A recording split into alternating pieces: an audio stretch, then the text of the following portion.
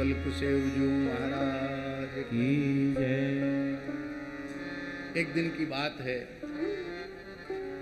बालकृष्ण प्रभु ने बिना किसी का सहारा लिए करवट बदल ली। अभी भैया जी ठाकुर जी 3 महीना के पूरे नहीं, 2.5 महीने के हैं, और ब्रिज में लाला के करवट बदलवे को उत्सव आरंभ है गए। गायन वादन नृत्य बधाई बटना बधाई बजना सब शुरू हो गए। शांडिल्य महर्षि को बुलाया गया। पुरोहित जी ने एक पत्रा देख दो, लाला ने कौन से मुहूर्त में करवट बदली है। पत्रा देखो। अरे बाबा तुम बड़े भाग्यशाली हो, तुम्हारे लाला ने अपने जन्म के नक्षत्र में करवट बदली है, ये बड़ो नक्षत्रधारी हो वो। तो कहा करें गुरुजी, बोले खूब उत्सव मनाओ। खूब उत्सव मन रहा था, गोपियां नृत्य कर रही थी, बधाई बज रही थी, बधाई बट रही थी। ठाकुर जी ने सोचा सूखे सूखे गोपी नाच रही हैं, ठीक नहीं है, आज भी दधी कांदो होना चाहिए। तो विशाल सकट में, सकट माने संस्कृत भाषा में उसको सकट कहते हैं, संस्कृत में छकड़ा कहते हैं, बुंदेली में कहेंगे बैलगाड़ी। एक 2 बैल वाली बैलगाड़ी होती है छोटी, और एक 4, 6, 8 बैल वाली बड़ी बैलगाड़ी होती है। जो बड़ी बैलगाड़ी होती है उसको सकट कहते हैं, छकड़ा कहते हैं। बहुत विशाल सकट, ये जोता नहीं जाता था। नंद महल के प्रांगण में बहुत पुराना सकट रखा था, उसी में दूध दही के माखन के माट भर भर के रखे जाते थे। उसी की छाया में बालकृष्ण प्रभु का पालना विराजमान कर दिया। और यही समय कंस को भेजो भयो दैत्य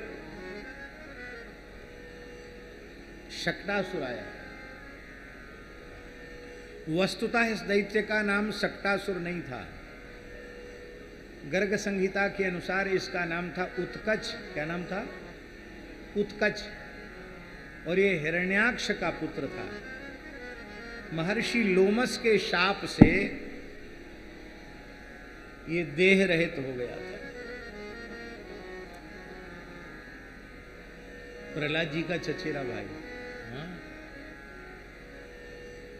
प्रहलाद जी का चचेरा भाई।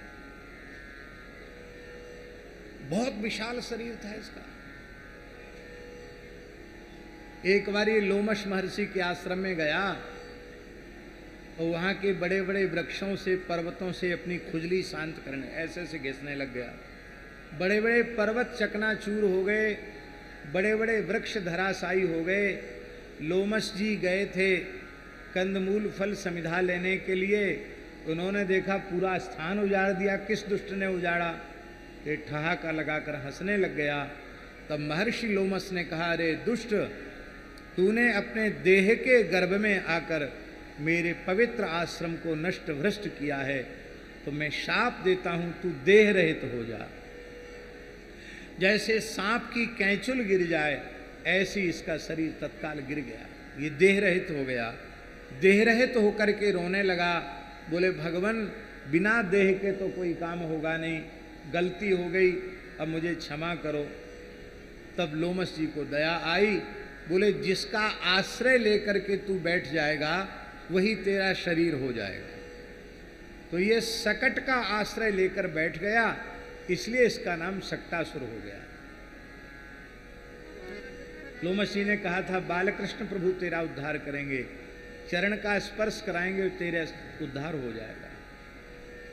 तो ठाकुर जी ने रोते हुए अपने चरण को उछाला, और जैसे ही चरण का स्पर्श सकट से कराया, सकट उलट गया। उलट ही नहीं गया। श्री सुखदेव जी वर्णन करते हैं, अधशयानस्य शिशोरनोल्पक प्रवाल मृदवंगृहतम व्यवर्तत विध्वस्त नाना रस कुप्य भाजनम व्यत्यस्त चक्राक्ष विभिन्न कुवरम। मूंगा देखा है? मूंगा कहते शिशु जो बालकृष्ण हैं उनके अत्यंत सुकोमल छोटे छोटे चरण हैं। कैसे हैं? बोले प्रवाल, प्रवाल माने मूंगा, मूंगे की कांति को लज्जित कर रहे हैं, लाल लाल छोटे छोटे चरण हैं। और ऐसे चरणों को ठाकुर जी उछालने लगे। भाई क्यों उसको गूंजने वाला क्यों कर रहे? इसको ठीक करो माइक को। क्या है? प्रवाल मृद्वंगृहितम व्यवर्तत। जैसे ही अपने चरण का स्पर्श कराया वो विशाल सकट ध्वस्त हो गया। महाराज जी लिखा है विध्वस्त नाना रसकुप्य भाजनम। वो जितने बर्तन थे सब फूट गए, दही दूध माखन फैल गया। इतना ही नहीं, इस सकट का पुर्जा पुर्जा बिखर गया, उसके पहिया, उसका जुआ सब पूरा चूर चूर हो गया।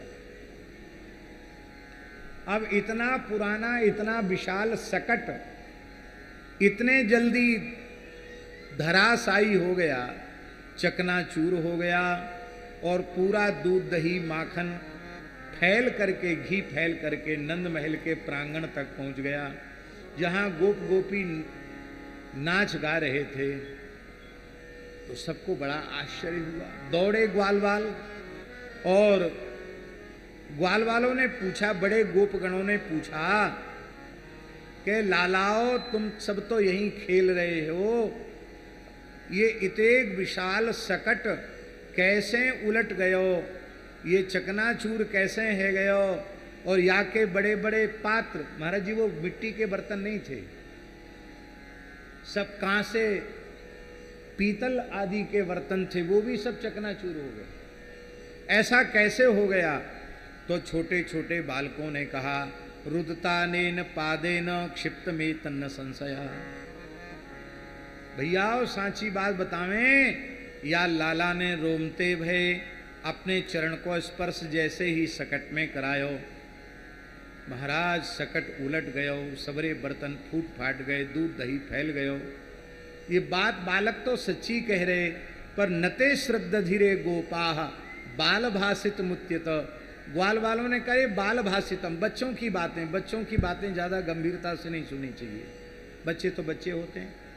2.5 महीने का बालक 150 लोग जिस भरे हुए सकट को उलट न पावे मिलजुल करके भी, उसको 2.5 महीने का बालक उलट दे, ये किसी के विश्वास के योग्य बात नहीं थी।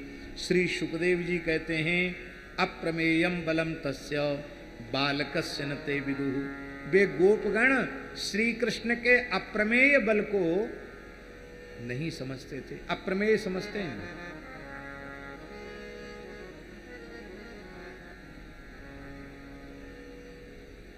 यथार्थ ज्ञान को प्रमा कहते हैं, प्रमितिकरणम प्रमाणम। यथार्थ ज्ञान को प्रमा कहते हैं। प्रमा से ही प्रमेय बनता है और नए समास होकर अप्रमेय बनता है। अप्रमेय शब्द का अर्थ है भैया जी कि जिस बल की उपमा पूरे ब्रह्मांड में कहीं से दी न जा सके, ऐसा बल। भगवान के जितना बल भला किसमें होगा। यशोदा जी बोली कोई ग्रह को चक्कर है। अब तो यशोदा जी ने उठाया और प्रेम से दूध पिलाने लगी। ठाकुर जी दूध पीने लग गए। दूध इसलिए पीने लगे कि मैया को विश्वास हो जाए कि बालक का कुछ भी बिगड़ा नहीं है। ब्रजवासी ब्राह्मणों ने स्वस्ति वाचन किया है और स्वस्ति वाचन करके ब्राह्मणों ने आशीर्वाद दिया है। ब्रजवासी ब्राह्मण ही नहीं, तीर्थवासी ब्राह्मण आशीर्वाद देने में बहुत उदार होते हैं। आप कहूं चले जाओ,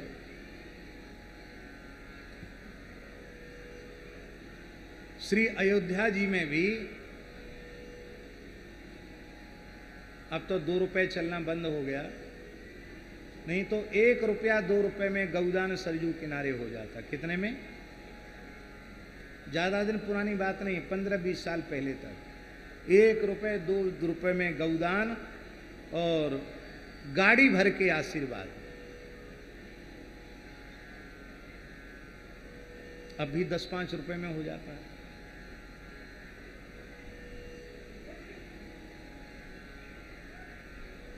और एक और बात है,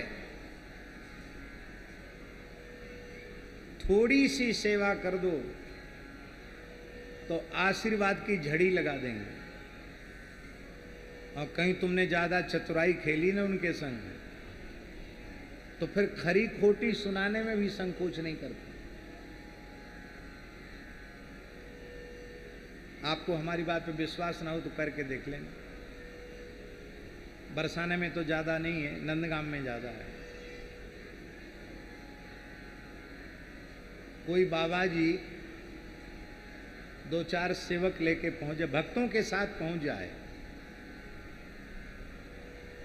तो पहले तो कहेंगे अरे बड़े ऊंचे मटको महंत है, हम तो खूब जाने तोए, जब आवे ब्रजवासिन को खूब छनावे घुटावे। अब बाबा हृदय खोल के सेवा कर ले। ये सब ठाकुर जी के सखा हैं, ग्वारिया। हाँ, संकोच मत करे भाई, हम तो बाबा जी, हम कहां से सेवा करेंगे। भक्तन पे करवाए दे, सेठ साहूकारन पे करवाए दे।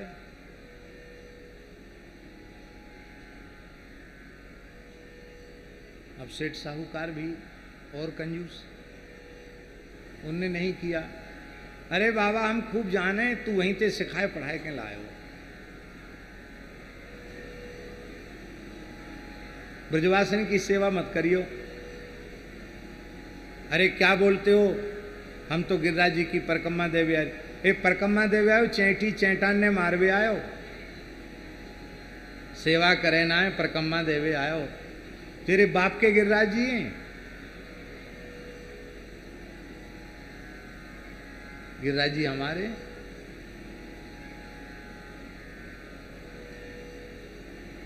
फिर भी सेवा नहीं हुई तो कहेंगे अरे बाबा तू काय को शुक्राचार्य बन रहे हो है। ये तो बेचारे करवे को तैयार हैं, कहीं ने इशारों कर दियो, मने कर दी। बाबा कर दे सेवा। और यदि 100 50 रुपया भी प्रसन्नता पूर्वक दे दिए, बाबा हम तो उपल्ले मनते बोल रहे, भीतर ते हम तो बहुत प्यार करें बाबा, खूब प्रेम करें, हम तो ब्रजवासी ऐसी अटपट बोलें।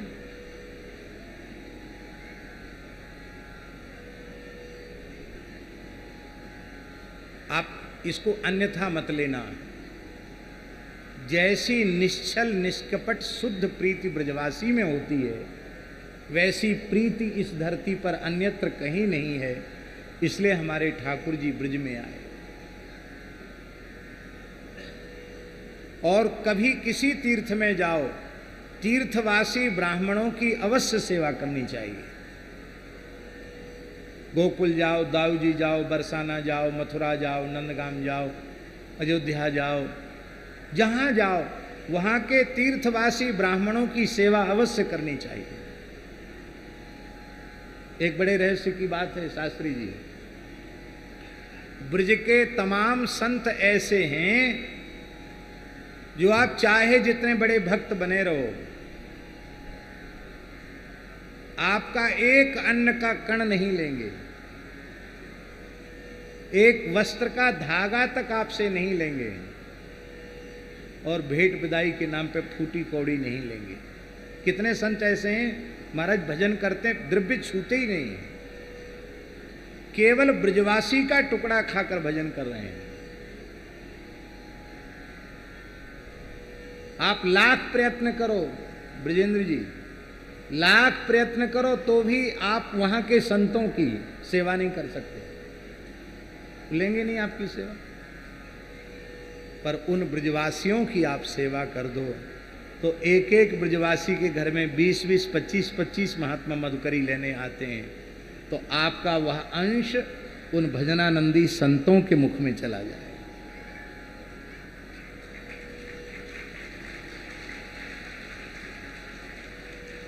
हम ऐसा मानते हैं, आप मानो चाहे मत मानो, ब्रजवासी जन्म से ही संत होते हैं। उन्हें कुसंग मिल जाए, और कुसंग पे तो कोई भी बिगड़ सकता है, पर ब्रजवासी जन्म से संत होते हैं। और संत का प्रमाण पत्र भी ब्रजवासी ही देते हैं। आप चाहे जितने बड़े महात्मा बने रहो, जब तक ब्रजवासी हृदय से नहीं कहेंगे कि बाबा परम संत हैं, तब तक आपकी संतत्व पर, आपकी साधुता पर तब तक मुहर नहीं लगी, जब तक कोई ब्रजवासी स्वीकार न कर ले आपकी साधुता को।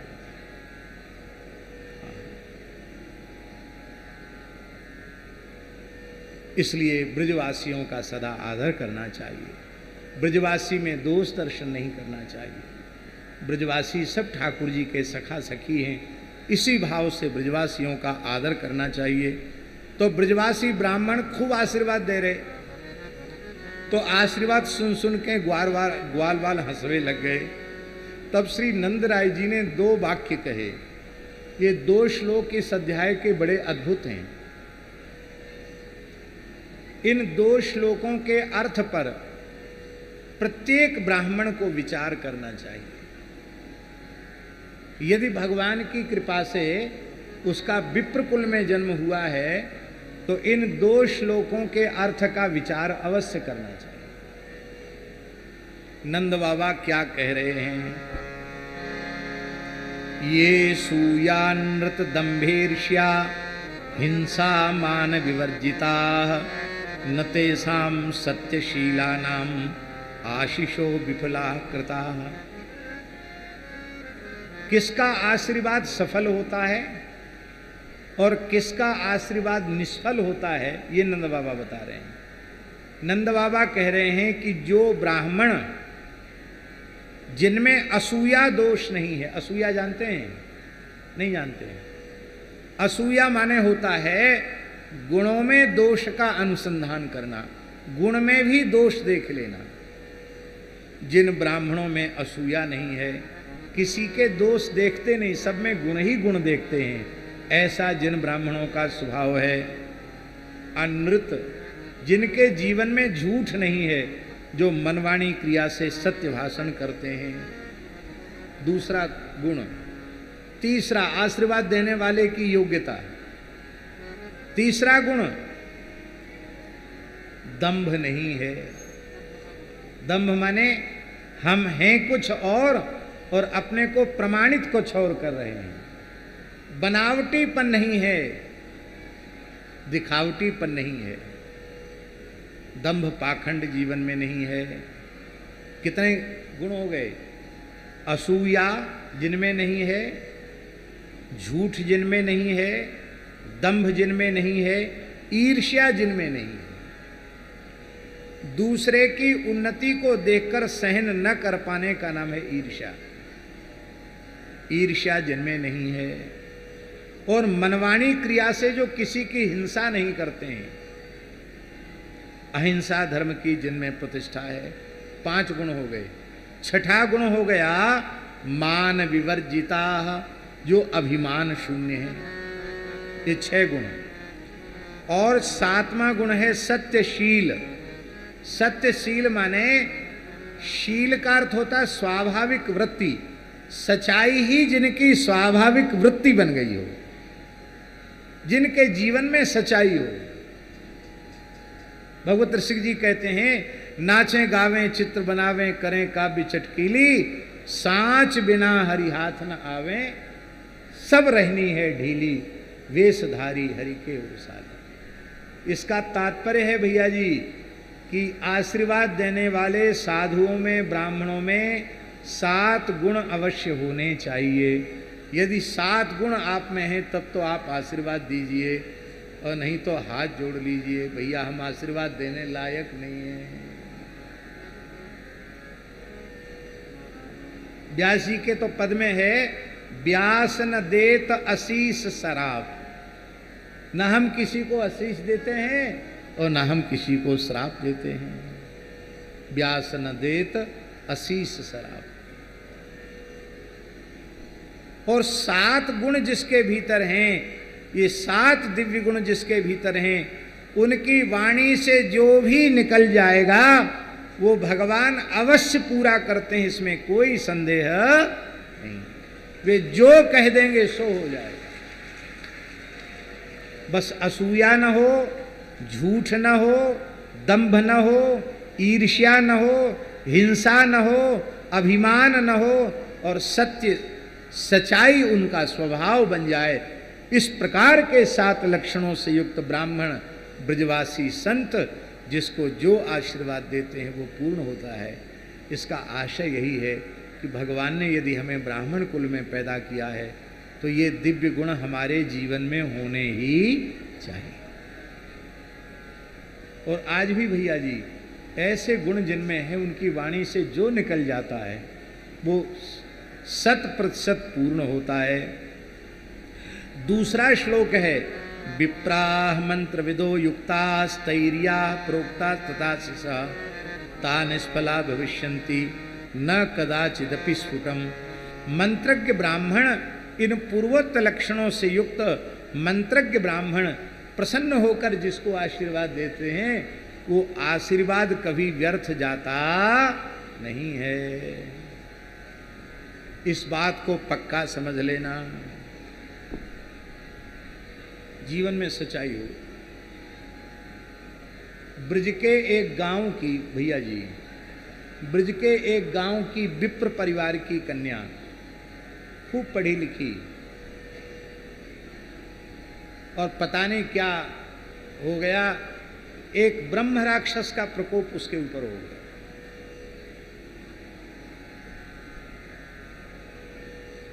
बहुत उपाय कराए,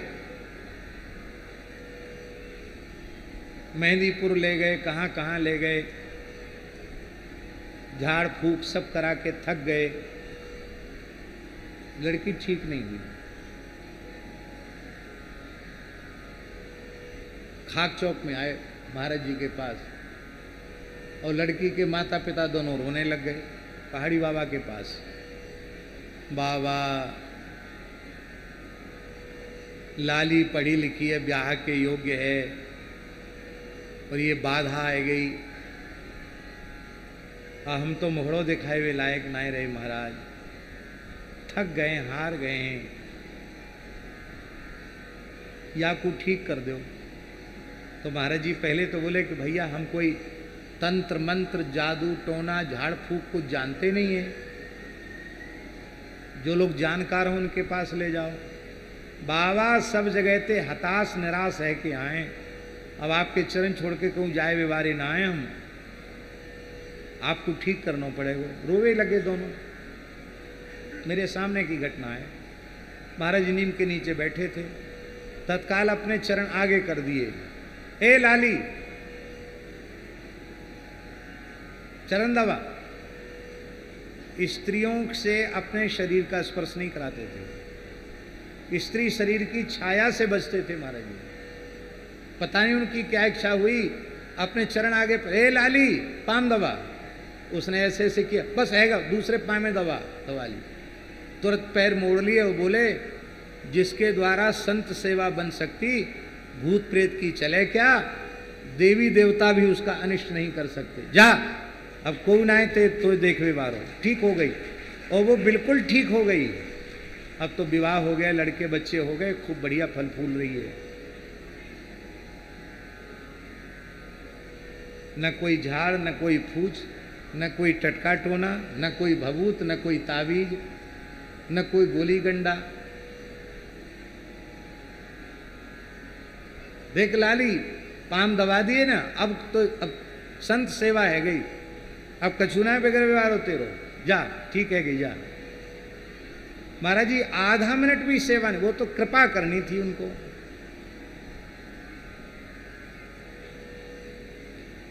ऐसे तमाशे रोज ही देखने को मिलते थे, पर प्रचार प्रसार से बिल्कुल दूर, परम सिद्ध संत। बस बात ये थी, उनके जीवन में सच्चाई थी। बोलो भक्तवत्सल भगवान की।